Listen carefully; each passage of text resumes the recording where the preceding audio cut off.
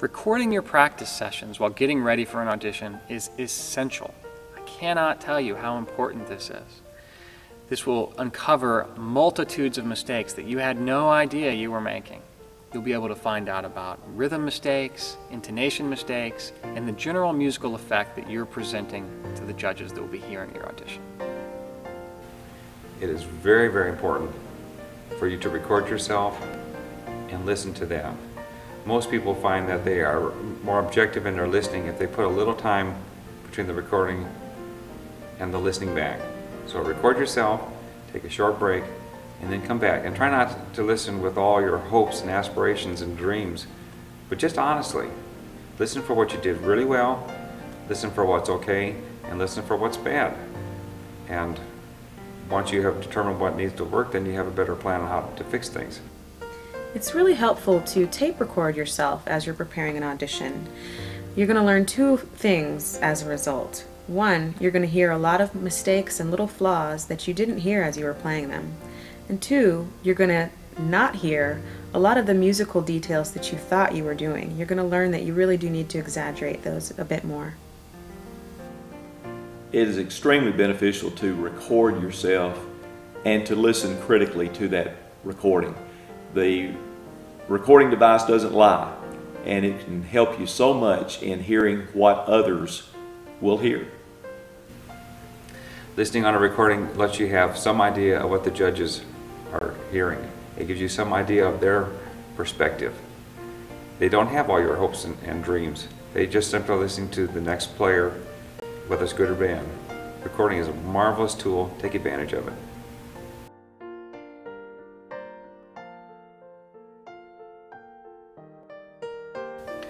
Learning to perform under pressure is an important part of taking a successful audition. It's your responsibility to learn how to do this by putting yourself in stressful situations in the practice room so that you're prepared for any circumstance at the audition. It is of utmost importance that you put pressure on yourself in the practice.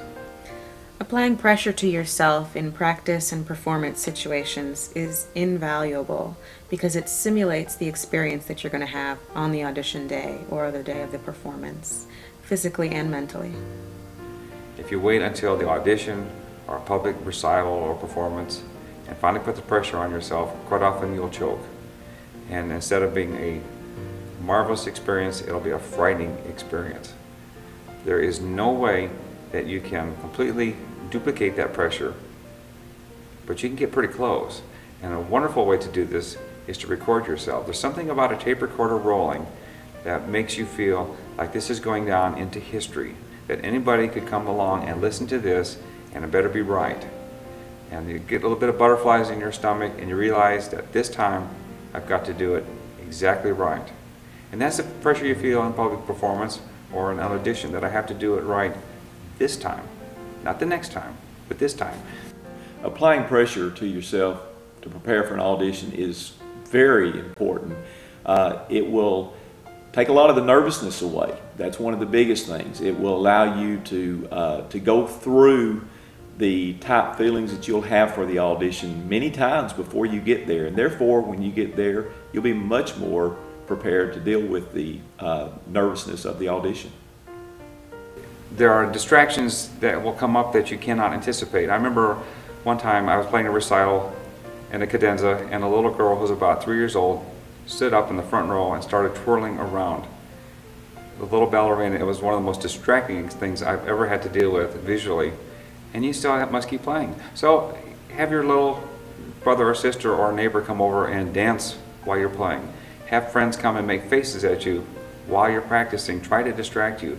And in spite of that, keep your focus on the music, which is where it should be all along. The best way to practice performing is to perform. Play for your friends. Play for your peers. Play for your friends. Play for your family.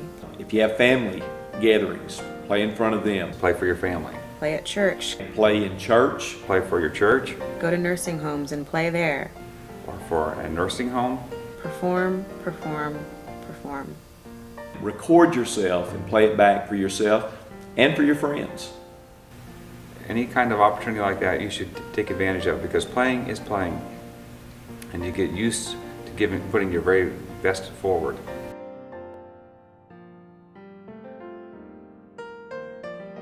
Fundamentals. Fundamentals. You must have good fundamentals. Fundamentals make great music possible. Fundamentals are everything. Fundamentals are essential to the development of a musician. Whether it's scales, lip slurs, long tones, and many others, this is what the music is based on. So fundamentals are where you need to spend your time. Many times students try to improve their playing by practicing an etude or practicing a solo. A composer does not write an etude or a solo to help you learn to play better. They write it to sound good. So you need to get out some of your less interesting or more appropriate materials. For trumpet players, it would be the Arbin book.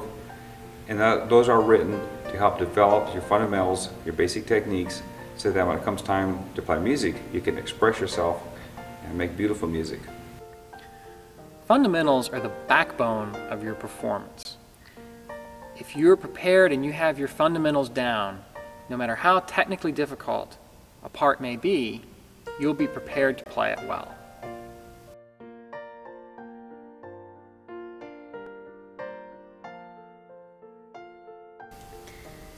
If you don't have 3 months to prepare, maybe you only have 2 weeks. The most important thing to remember is that you need to play with a good sound and you need to play the right notes. And if they're not quite up to speed, that's no big deal.